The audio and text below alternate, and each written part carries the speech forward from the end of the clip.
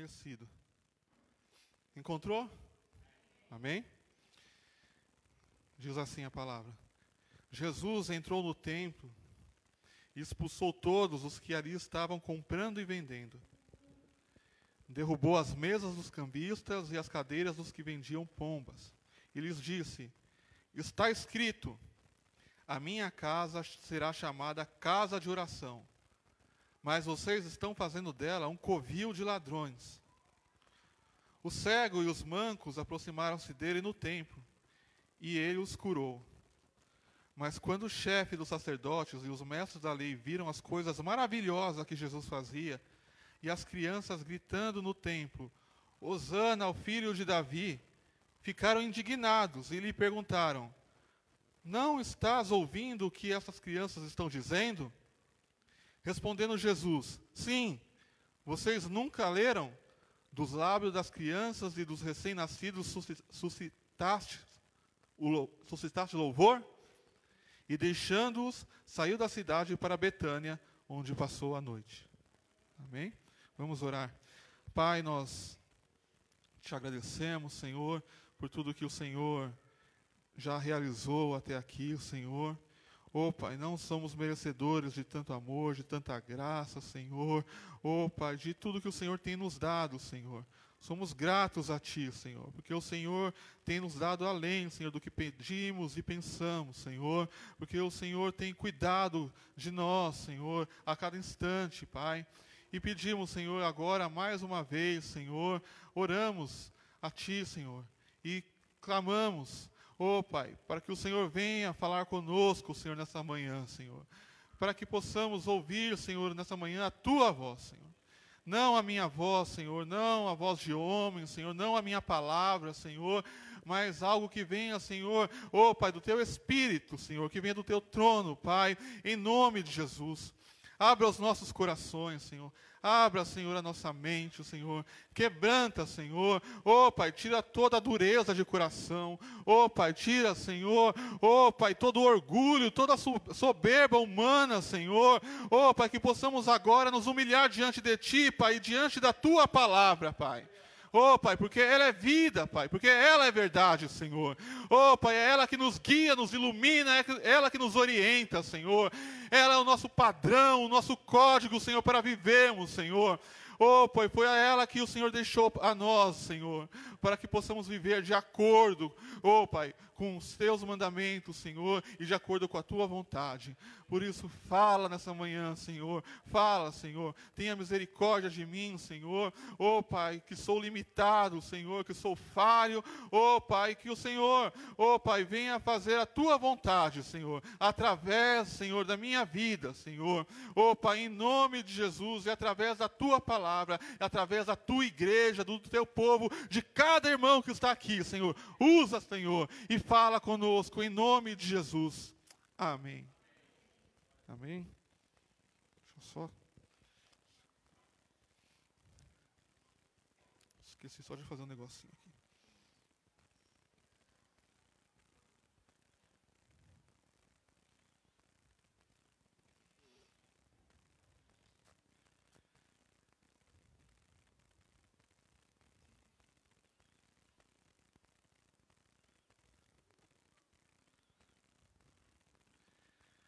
Amém. Amém? Texto conhecido, né? Quem conhece esse texto, né? Quem conhece? 5, 7, aqui não vale, né? Essa fileira da frente não vale. A primeira fileira. Mas 5, 6 pessoas, mas eu creio que todo mundo conhece essa passagem. Eu trabalho, como eu acho que eu repito, né? Isso sempre mais... Só para ficar gravado na mente dos irmãos. Assim, eu trabalho lá no centro de São Paulo, bem ali próximo a 25 de março ali. E trabalhar no centro, irmão, porque é assim, você tem que fazer favor para todo mundo. Dá para você ir ali, dá para você ir não sei o quê. Mas uma coisa que eu não gosto. Eu estou há 16 anos lá no centro, mas ir na 25 de março. Pode me pedir qualquer coisa lá, mas não vou na 25. Que lugar cheio, lugar lotado, é uma gritaria, o pessoal te pegando na rua. né? Você passa, ô, senhor, o que você quer, senhor? Puxa, não, não quero nada. Só tô...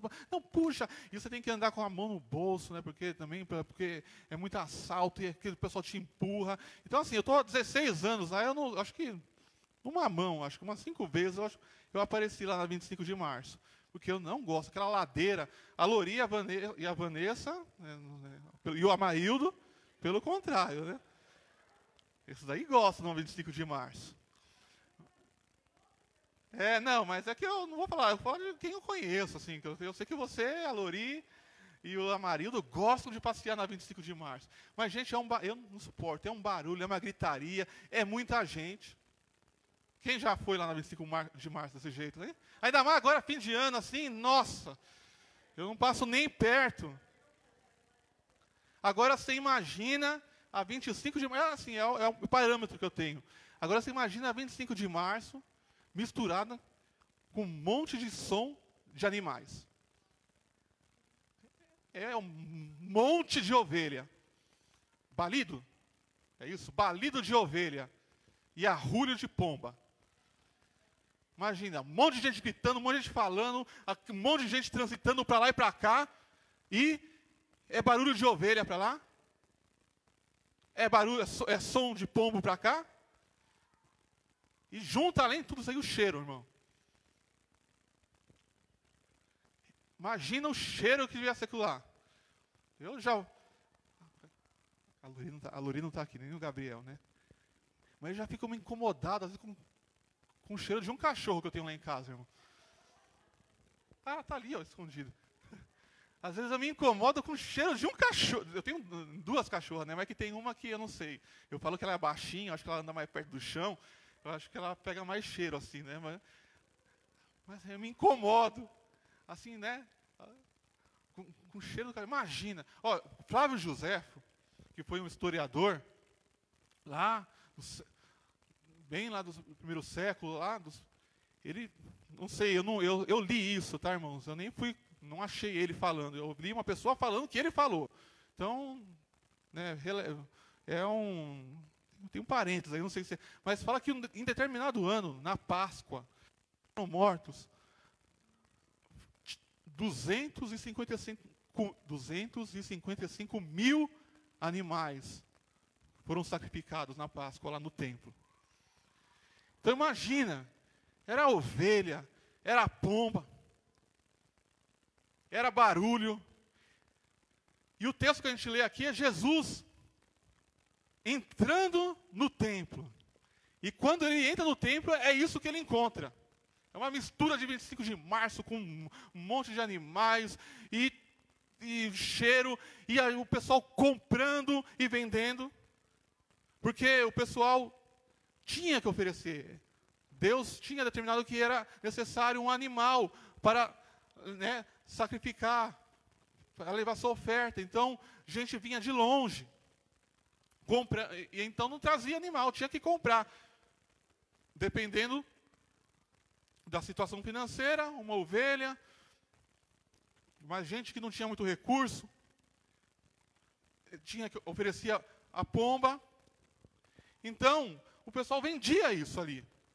E fora, além disso, havia os cambistas, porque no templo só era aceita a moeda do templo.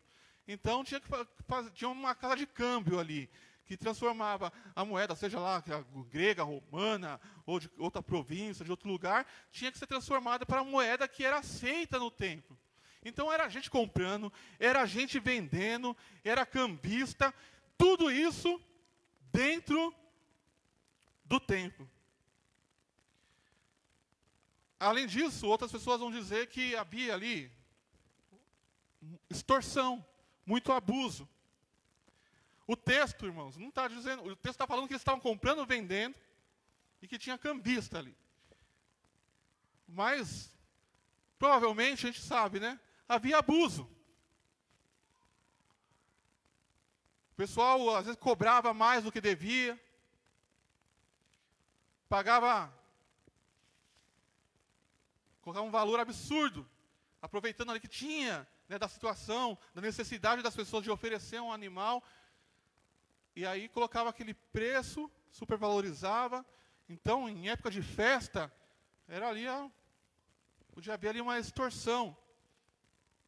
Mas o que irrita Jesus, e o que o texto está falando, é o fato de estar havendo comércio, compra e venda, e ali os cambistas dentro do templo.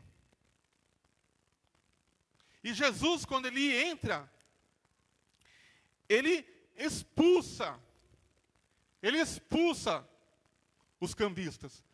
Ele vira a mesa dos cambistas, ele vira a mesa do pessoal que estava vendendo pomba, e expulsa todo mundo que está dentro do templo.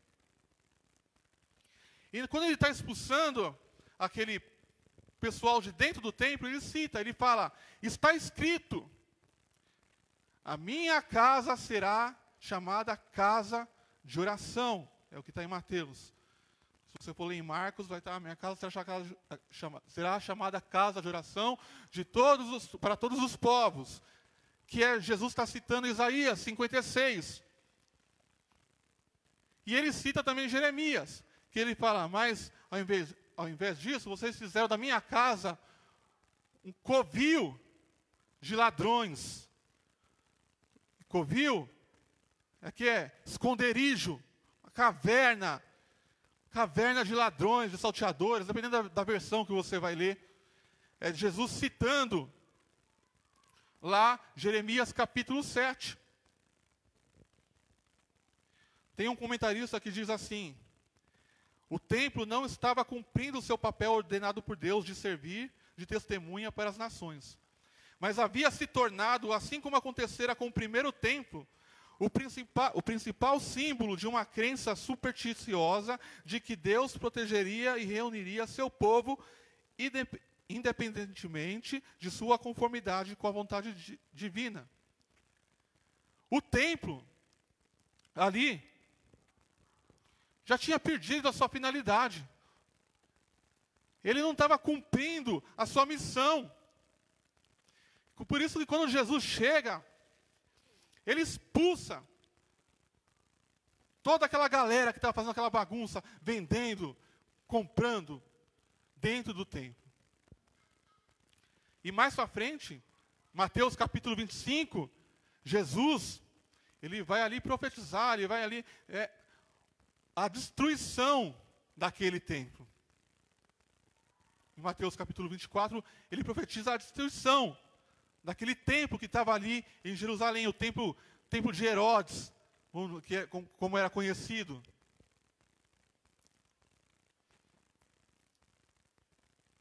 O templo, irmãos, o meu problema às vezes de pregar é por causa disso, porque às vezes eu viro um estudo de 100 páginas. E depois para resumir tudo isso fica difícil. E eu não tenho tempo aqui de fazer uma teologia do templo, de explicar. Mas o templo era o lugar onde Deus tinha dito que habitaria. Naquela época, antigamente, o templo era o templo de Deus, mas o templo de outros deuses, dos falsos deuses também, eram vistos como lugar, era um ponto de ligação entre o céu e a terra. O local de ligação entre o céu e a terra era o templo. E Deus tinha escolhido aquele lugar para habitar. O templo, eles entendiam, eles viam, o jardim do Éden para eles, era um templo. Era um santuário, era um lugar onde Deus habitava, onde Deus estava. Até o momento que o homem pecou. E aí Deus não está mais ali presente. Depois é construído o tabernáculo, que era um templo móvel. Então o povo ia, aquele templo ia junto, o povo parava, o tabernáculo estava lá. Aí depois veio Salomão, construiu o templo. Depois o templo é destruído, e aí começa a reconstrução do segundo templo, lá por Zorobabel, né? E aí, depois vem Herodes. É muita história para contar no meio de tudo isso, mas vem Herodes e termina ali, e faz aquele templo. Mas o templo também era um lugar de perdão. Você só alcançava perdão, o perdão era no templo, porque era lá que você tinha que oferecer o sacrifício. Era lá que o sacerdote, o sumo sacerdote, uma vez por ano tinha que ir lá oferecer o sacrifício para perdão dos pecados do povo. Então o templo era um lugar de perdão. Era um lugar onde as pessoas se chegavam a Deus, ou deveria ser um lugar onde as pessoas deviam se chegar a Deus em oração e arrependimento. Os judeus, no entanto, tinham feito do templo um empreendimento econômico e não um lugar de adoração. Mas Jesus, ele não estava só ali decretando um juízo sobre o templo, sobre aquele templo. Ele estava também dando início a um novo período de um novo templo. E esse templo era ele mesmo. Jesus agora era uma espécie, né, era o templo ambulante. Porque a manifestação da presença de Deus estava nele. Deus se manifestava na vida de Jesus como nunca tinha se manifestado naquele templo físico. Se as pessoas quisessem perdão, ele tinha autoridade para perdoar. As pessoas tinham que ir até Jesus porque era através dele. Ele podia perdoar porque ele era a oferta, ele era o sacrifício definitivo para o perdão do pecado de toda a humanidade. Ele é o templo. É através dele que nós nos achegamos ao Pai.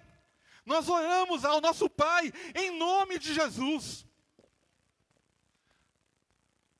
Nós estamos aqui, irmãos. Eu não tô pregando contra esse prédio aqui.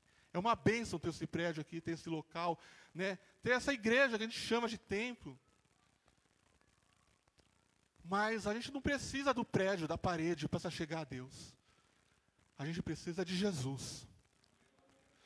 É através dele, é orando ao Pai, em nome de Jesus.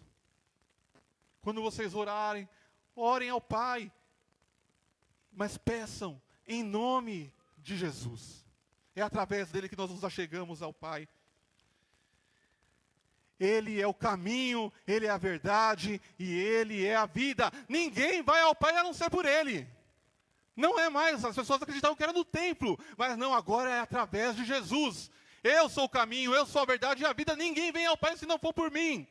Então ele agora é o ponto de ligação entre o homem e Deus. Jesus é o templo. Ele vai dizer ainda em Mateus, lá capítulo 12, aqui está aquele que é maior do que o templo. Em João, ele diz, destruam este templo e eu, reerguerei, eu não lembro qual era, reedificarei em 3 dias. Ele estava falando a respeito de si mesmo, do seu corpo. Então Jesus agora, ele não está apenas decretando o juízo daquele templo, mas também ele está dando início ao novo período, onde ele é o templo. Mas não só ele, nós somos o templo de Deus. Você agora é o templo de Deus que está sendo edificado sobre a pedra angular, que é Jesus. É o que diz lá, 1 Coríntios 6,19. Acaso não sabe que o corpo de vocês é santuário do Espírito do Santo que habita em vocês? 1 Pedro 2, 4 diz, à medida que se aproximam dele, a pedra viva, rejeitada pelos homens, mas escolhida por Deus e preciosa para Ele. Vocês também estão sendo utilizados como pedras vivas na edificação de uma casa espiritual para serem sacerdócio santo, oferecendo sacrifícios espirituais aceitáveis a Deus por meio de Jesus Cristo. Nós somos o templo. Efésios 2:19, portanto, vocês já não são estrangeiros nem forasteiros, mas concidadãos dos santos e membros da família de Deus, edificados sobre o fundamento dos apóstolos e dos profetas, tendo Jesus Cristo como pedra angular, no qual todo edifício é ajustado e cresce para tornar-se um santuário santo no Senhor. Nele vocês também estão sendo edificados juntos para se tornarem morada de Deus por seu Espírito. Nós somos o templo de Deus. E isso significa também que nós somos a manifestação da presença de Deus aqui na terra. A igreja é a embaixada do reino de Deus. E nós devemos manifestar a presença dEle. Eu quero pedir perdão, irmão, se eu for meio redundante e acabar entrando no mesmo assunto que eu preguei da última vez. Mas é que você sabe, quando você entra você está meditando numa coisa, você fica meditando naquilo e é o que você acaba sempre no mesmo assunto. Mas nós somos a manifestação da presença de Deus. Nós somos um lugar que leva o perdão às pessoas por meio do sacrifício do nosso Senhor Jesus Cristo. E nós somos um lugar onde as pessoas podem buscar a Deus em oração e arrependimento. A igreja não era o templo. Não era um lugar para ser fechado, para ser exclusivo, para só os judeus estarem lá. Como eu disse, o Jardim do Éden, já disse que não dá para explicar, era visto como santuário, como templo. E Deus fala para Adão, ali quando ele vê, ele termina, e ele fala, né? E ele vê que tudo era bom. E ele fala para Adão, crescer e multiplicar. A intenção era expandir aquilo ali. Era expandir, para que as pessoas pudessem experimentar também da presença, da graça, do poder, do amor do nosso Deus. E nós estamos aqui para isso, para levar isso às pessoas. A questão é, irmãos, qual templo nós somos hoje? Que uso nós temos feito do nosso templo? E eu não estou aqui, eu peço, irmão, assim, pelo amor de Deus, a gente usa muito essa expressão, pelo amor de Deus, mas agora é assim, por amor. Que você não fique, não é para você julgar o outro, para julgar a igreja. Eu estou com uma canseira, irmãos, de umas coisas que... Eu falo que eu não entro em rede social, mas eu tenho Facebook, eu tenho Instagram, mas não entro, não sei, só quando eu tenho que fazer alguma coisa da igreja. Mas eu tenho o Twitter lá, o Dário sabe. Que também não gosto, mas de vez em quando, para me atualizar de umas coisas, não é de umas pessoas que eu sigo, um negócio de esporte, NBA, que eu gosto, um negócio assim. Eu entro lá só para dar uma olhada, para ver os resultados, porque jogo de NBA é tudo de madrugada e não dá para ver. Aí eu entro no outro dia só para ver o resultado. Mas, gente, o que tem de crente falando mal da igreja? Quer ficar legalzinho com o mundo, com as pessoas? Não, a igreja precisava parar de fazer isso e falar mais aquilo. A igreja tem que vir. Irmão, que canseira. Ainda bem que tem um negócio lá que eu faço assim, bloqueio. Eu silencio aquela pessoa. Quando eu vejo que tem uma pessoa que está falando mal, eu já vou lá e já silencio. Eu não sabe, irmão? Não falo. Quando a gente está falando de templo, eu estou falando de mim. E eu estou falando de você. Nós somos o templo. Você também é templo. Eu estou falando da sua vida e da minha vida. Então, nós temos que sondar o nosso coração. Porque se a igreja está assim ou está... É porque nós estamos... Porque nós somos a igreja. Nós somos o templo. Será que nós temos cumprido o nosso papel como igreja, como templo? Não aqui, ó, o prédio. Estou falando aqui dentro. Se Jesus entrasse... Entrasse não, ele está dentro de nós. Ele habita. O Espírito Santo, ele habita dentro de nós. Mas o que ele está encontrando hoje? Dentro do meu coração, dentro da minha vida. Qual a situação do templo que ele está encontrando hoje? Quando ele olha para a sua vida. Então, eu quero aqui rapidamente, irmãos, falar sobre 7 coisas que a gente precisa avaliar.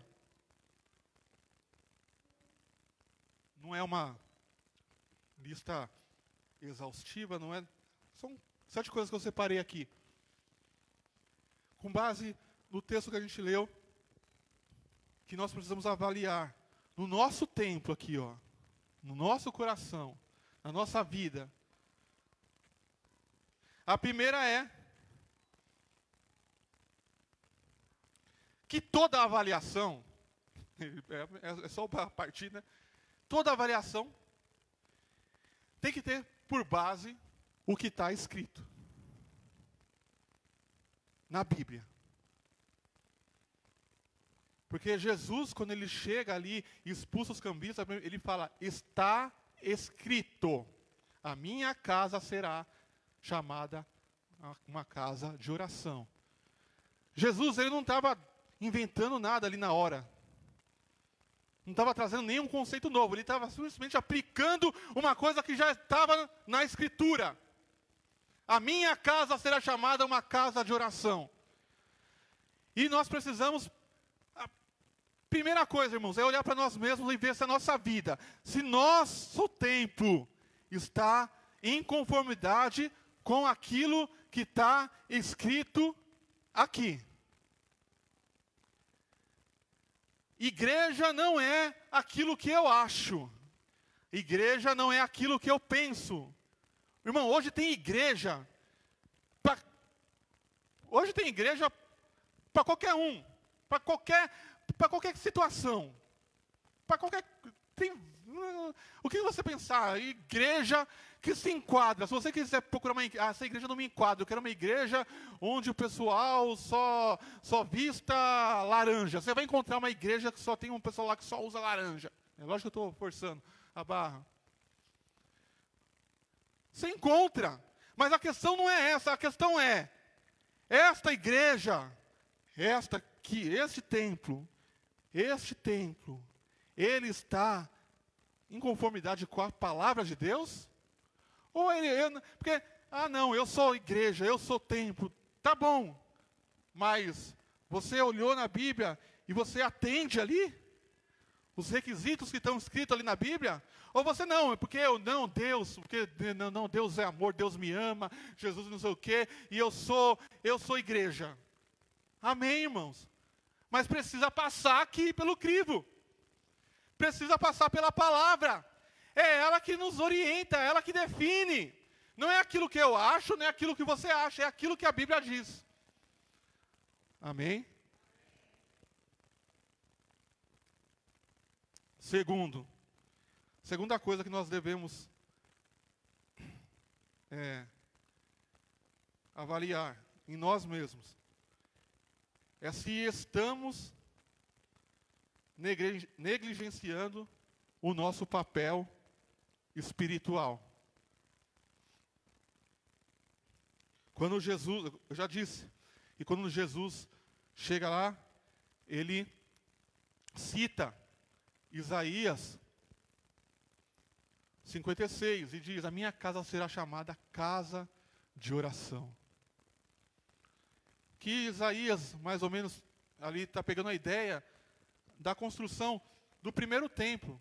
Quando Salomão constrói o primeiro templo, ele ora a Deus. E Deus responde a Salomão. Lá em 2 Crônicas 7, ele diz, a Bíblia diz, quando Salomão acabou de construir o templo do Senhor e o palácio real, executando bem tudo o que pretendia realizar no templo do Senhor e em seu próprio palácio, o Senhor lhe apareceu de noite e disse: ouvi sua oração e escolhi este lugar para mim, como um templo para sacrifícios. Se eu fechar o céu para que não chova, ou mandar que os gafanhotos devorem o país, ou sobre o meu povo enviar uma praga, se o meu povo, que se chama pelo meu nome, se humilhar e orar e buscar a minha face e se afastar dos seus maus caminhos, dos céus eu ouvirei, perdoarei o seu pecado e curarei a sua terra.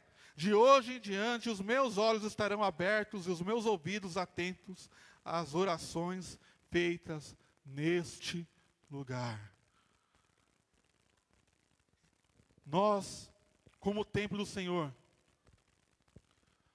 será que nós não temos negligenciado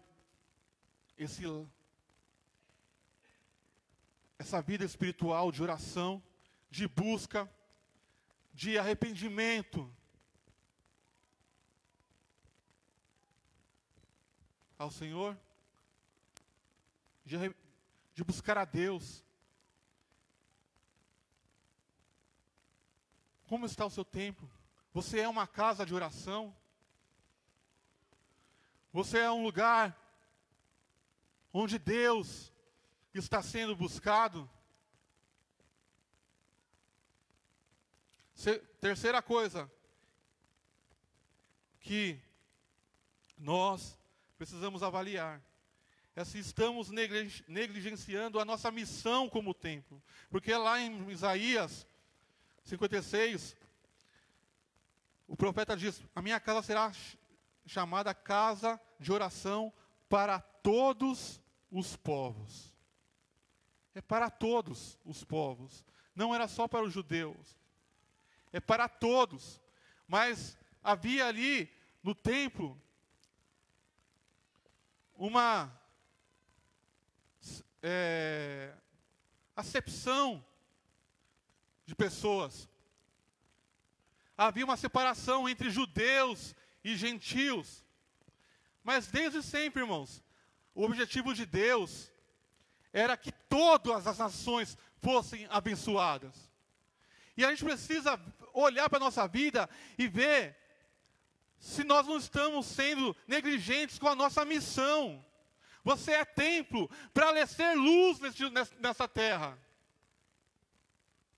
Você precisa brilhar, nós precisamos brilhar. Os outros povos, as outras pessoas precisam olhar para a gente e ver assim: nossa, que povo! Olha o Deus desse povo, olha a vida deste povo, olha a sabedoria deste povo, olha a lei, os mandamentos deste Deus. As pessoas precisam olhar para a gente e ver isso e falar: nossa, eu quero isso para a minha vida. Nós precisamos brilhar, irmãos. Sabe, quando eu estou falando de fazer missão, eu estou falando mais aqui de você sair aqui agora e sair pregando, evangelizando. Eu estou falando que você precisa brilhar com a sua vida, com o seu testemunho, com o seu caráter, com aquilo que você fala, com aquilo que você faz, na maneira que você age. Tudo isso precisa mostrar para as pessoas que você tem um Deus diferente. Um Deus santo, um Deus justo, um Deus amoroso, um Deus de misericórdia. Será que o mundo tem visto Deus na vida da igreja?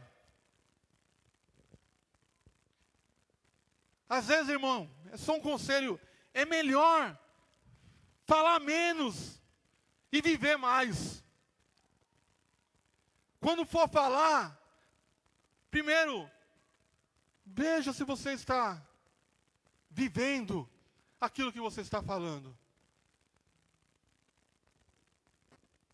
Mas nós precisamos, como igreja, ser exemplo para o mundo. Meu pai falou aqui a semana passada, né, sobre ser de meus imitadores, que a gente deveria até abolir, né, abolir a expressão, né, que eu não sou exemplo para ninguém, alguma coisa, eu não lembro exatamente o que, mas foi mais ou menos nesse sentido. Não me imite a Jesus. Não! Nós temos que ser exemplo de vida para as pessoas. Nós temos que brilhar. Temos que ser luz para o mundo. Para todo aquele que se achegar a Deus em arrependimento, buscando mudança, buscando abandonar os seus pecados. Nós temos que ser exemplo para essas pessoas e abrir a porta para todo mundo que quer mudar. Porque o texto de Isaías, não vai dar tempo de eu ler tudo, mas lê lá, Isaías 56, fala que aqueles que não eram aceitos no templo, os estrangeiros, os eunucos, aqueles que tinham defeitos físicos, que não podiam entrar no templo, o templo era para todos, desde que eles se apegassem às leis e aos mandamentos de Deus. Não é um negócio assim, chega, sabe, irmãos? Vem e fica do jeito que está, e está tudo bem, está tudo legal. Que não é isso, irmãos. Nós estamos aqui na igreja porque nós queremos mudança de vida, mudança de caráter. Nós não nos conformamos mais com nós mesmos, nós queremos cada dia mais a vida de Jesus dentro de nós. Nós queremos a cada dia mais ser parecido com o nosso Deus, parecido com o nosso Senhor. Então vem do jeito que você está, mas não permaneça assim, porque Deus, Ele tem poder para mudar, Ele tem poder para perdoar e para transformar qualquer situação. Venha em oração e em arrependimento, que você é aceito por Deus. Amém? Estou meio correndo, para variar.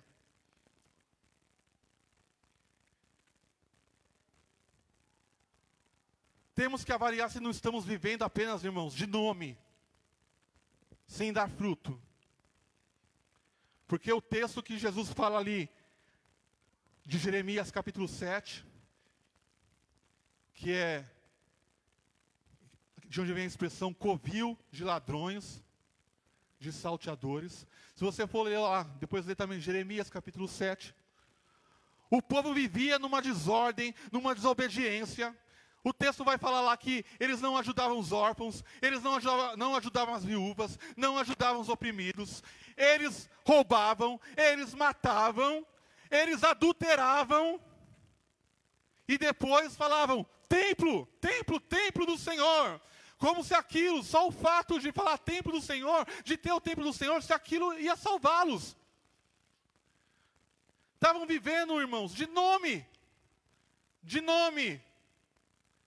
Mas por dentro, a vida, não havia obediência, não havia conformidade com a vontade de Deus. E nós precisamos olhar para as nossas vidas, para o nosso templo, e ver se muitas vezes nós estamos nessa situação, de vivendo de nome. Eu sou cristão, eu sou templo, eu sou crente, mas e a nossa vida? Como ela está? Quanto tempo você tem de igreja? Não é pra... Pensa, eu tenho quase 40. O ano que vem eu faço 40 anos de... Eu não lembro, mas eu nasci no berço.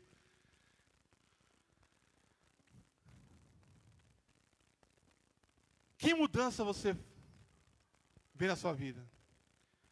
Meus irmãos, eu tenho muita coisa para mudar. Muita coisa para mudar. Muita coisa para mudar. Nossa. Mas eu tento. Eu busco.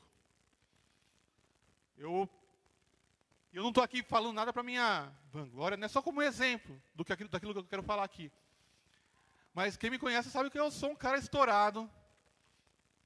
Nervoso. Que falava. Sem pensar. Ixi, eu e minha irmã, nossa, porque ela também, Carol, tem um gene bem parecido comigo, então ela falava na lata e eu falava na lata também. Então imagina que ambiente amoroso. Mas uma coisa que eu falo, eu não posso ser assim. Porque a Bíblia fala que nós devemos controlar a nossa língua.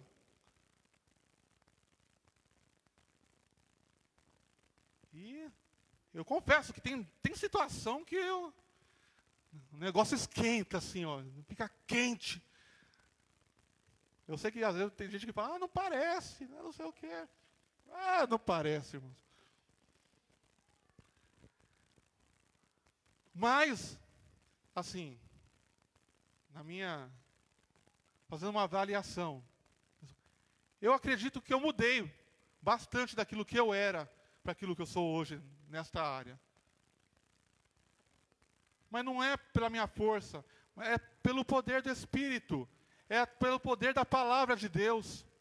E se você olhar para a sua vida, você está vivendo como hoje? Você é um cristão, quanto tempo você está na igreja, mas há quanto tempo você às vezes anda com um negocinho e não muda? Irmãos, tem que haver mudança, tem que ter fruto.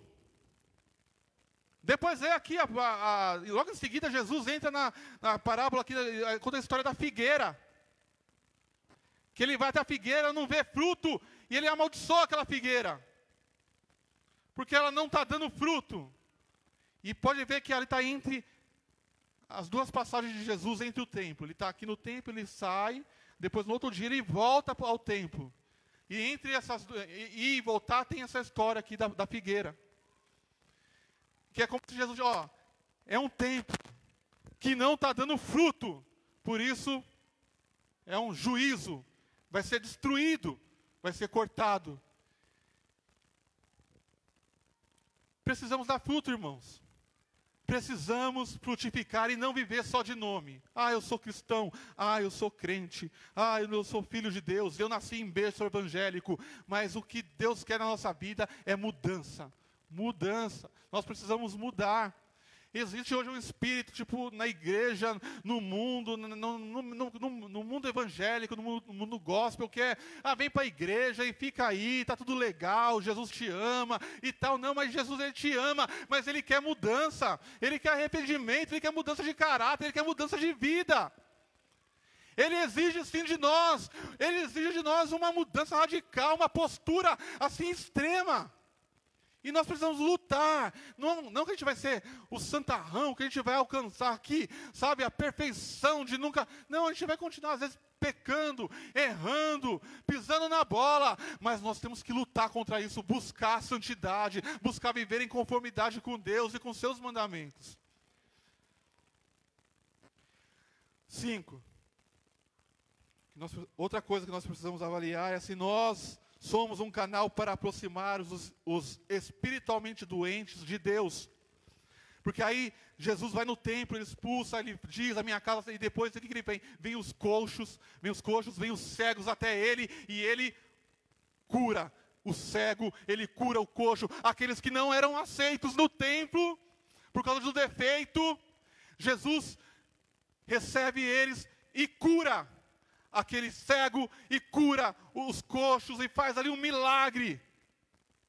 E nós também temos que ser este lugar de aproximar aqueles que estão doentes, aqueles que estão espiritualmente cegos, aqueles que estão espiritualmente paralíticos, levar essas pessoas até Jesus para que Jesus os cure.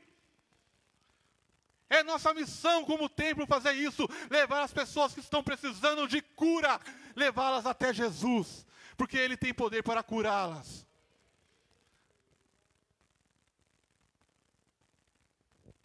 Bom, está acabando. Mas aqui eu cheguei onde eu queria pregar, irmãos, na verdade. É uma dificuldade. Porque às vezes você fala assim, eu vou ler só isso daqui, vou falar só isso daqui. Mas se eu pregar só isso daqui, vai ficar 5 minutos a pregação. E aí você vai, não vou ler o texto inteiro, então, né, a parte inteira. Mas aí o tempo corre.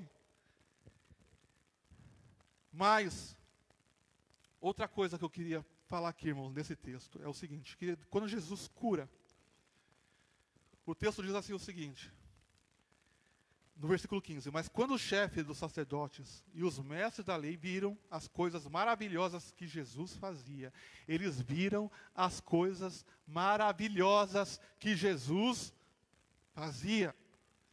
E as crianças gritando, Hosana ao filho de Davi. O que eles fizeram? Entraram no mover também. Não. Eles ficaram indignados. Jesus, quando ele entra no templo, ele encontra, se ele, por um lado, ele encontra pessoas louvando e adorando, falando verdades acerca dele. Por outro lado, ele encontra pessoas indignadas, insatisfeitas,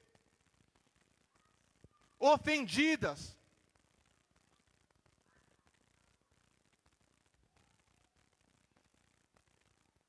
Descontentes. E nós somos templo do Senhor.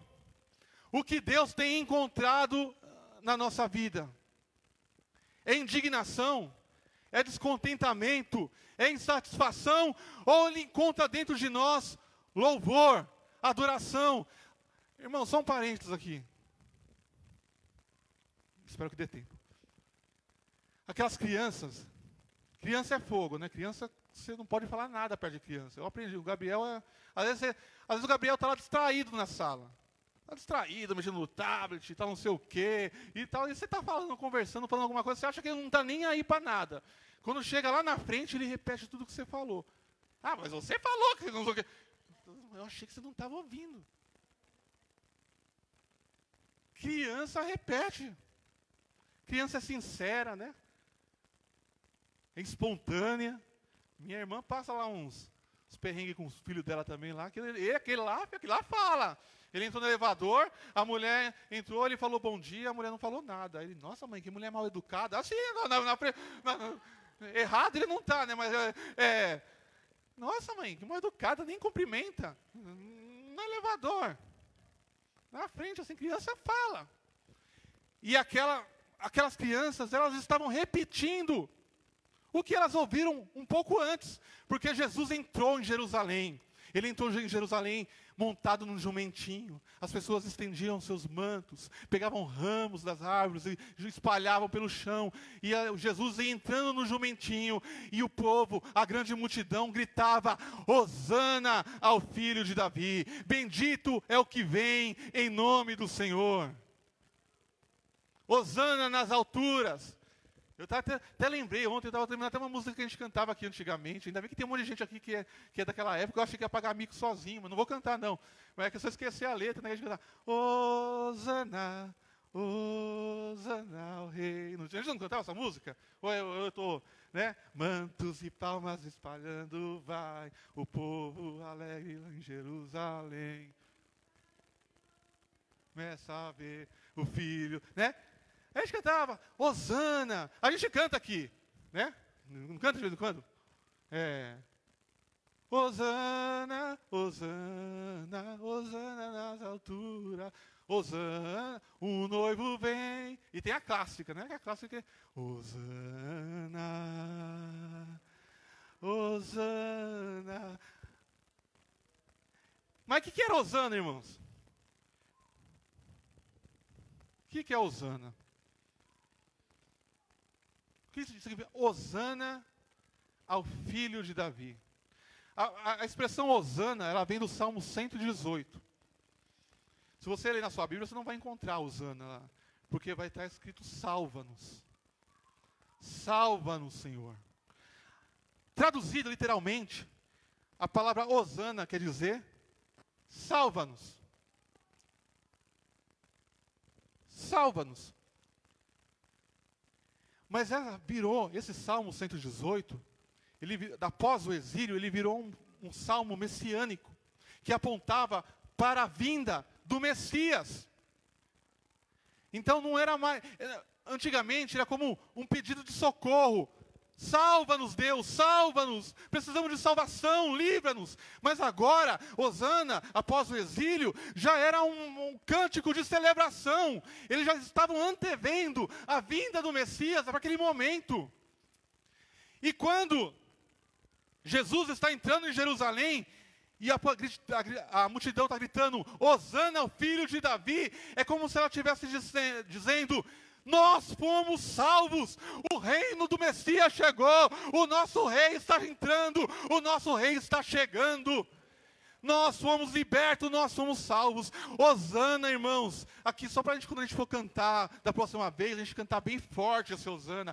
Hosana é o cântico que a gente vai cantar quando Jesus voltar. Porque quando Ele voltar de uma vez por todas para nos salvar, para nos libertar, nós vamos cantar Hosana, o nosso rei voltou, o nosso rei chegou para nos salvar. Hosana, o filho de Davi. Hosana ao filho de Davi, porque Ele está aqui, Ele está entrando para quando abrir os céus e o Senhor estiver voltando, nós aqui, igreja, iremos bradar, Hosana ao filho de Davi, o noivo vem, o rei vem, nosso Deus está aqui, a salvação chegou. Hosana é a antecipação do futuro agora para o presente. Porque se Jesus ainda vai voltar, se o reino dele físico, visível, ainda vai chegar, mas o reino dele já começou, a sua salvação já é presente, o seu poder já está presente entre nós, e nós já podemos hoje cantar, Hosana nas alturas, nós fomos salvos, ou nós estamos sendo salvos. Por isso, quando nós cantamos Hosana, nós estamos celebrando ao nosso Deus que nos salvou, ao Rei dos Reis, Senhor dos Senhores. E enquanto esse louvor maravilhoso estava sendo cantado dentro da igreja, dentro do templo, tinha gente que estava lá, com bico, insatisfeito. Ele, não é esse daí? Esse daí que derrubou, que tirou, acabou com o nosso negócio, derrubou as mesas. E eles ainda chegam para Jesus, você não vai fazer nada não. Você não está ouvindo o que as crianças estão dizendo? E Jesus falou, não, é da boca das crianças que tirastes o perfeito louvor. O que elas estavam falando era a mais pura verdade. Hosana. Irmãos, às vezes na hora do louvor, difícil. Não, é só um desabafo mesmo, perdão. Porque a gente não está louvando aqui, irmãos. Eu sei que a gente erra, a gente é ruim, às vezes o barulho incomoda. Mas nós não estamos louvando aqui a quem está cantando, nem o pastor. Não, nós estamos louvando ao nosso rei, ao nosso Deus. Verdades estão sendo ditas a respeito dele. Então, na hora do louvor, na hora da adoração, é momento de você se entregar. Não é momento de a gente ficar incomodado, que não sei o quê. Ah, não é do meu jeito. Ah, não é daquilo que não é do jeito que eu queria. Ah, não, mas esse daí eu não gosto dele. Não, o lugar do momento do louvor, momento de adoração, é momento que a gente se une em corpo, como família, para louvar aquele que é digno, é o único que é digno de toda a glória, de toda a honra. Você é um templo do Senhor. O Senhor te fez local, uma casa de oração, lugar de adoração, para adorar ao Senhor. Não só aqui, mas durante todos os dias da sua vida, durante essa semana, você é um lugar de oração, de adoração. Você tem que louvar, você tem que adorar o seu Deus. Jesus, Ele tem que encontrar em você esse espírito de oração, de busca, de entrega, de louvor, e não indignação, e não insatisfação, e não descontentamento. Aquele povo, é muito engraçado. Estavam indignados porque as pessoas estavam louvando, mas não estavam indignados quando tinha cambista, quando tinha vendedor, quando tinha compra, quando tinha comércio, quando tinha extorsão, quando tinha roubo. Não, quando tinha pecado estava tudo bem, mas no momento que Jesus é louvado, que verdades estão sendo ditas, eles ficam indignados. Se temos que ficar indignados com alguma coisa, irmão, é com o nosso pecado, é com a nossa vida, é com as nossas falhas. Isso sim tem que, não, eu tenho que mudar, eu tenho que sair dessa vida, eu tenho que ser diferente. Jesus me transforma. Isso tem que nos indignar.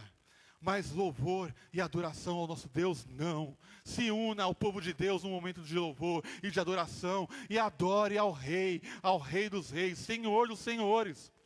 Que o nosso louvor não seja mais o mesmo, que o nosso momento de adoração não seja mais o mesmo, porque a palavra do Senhor fala que Deus habita em meio aos louvores do seu povo.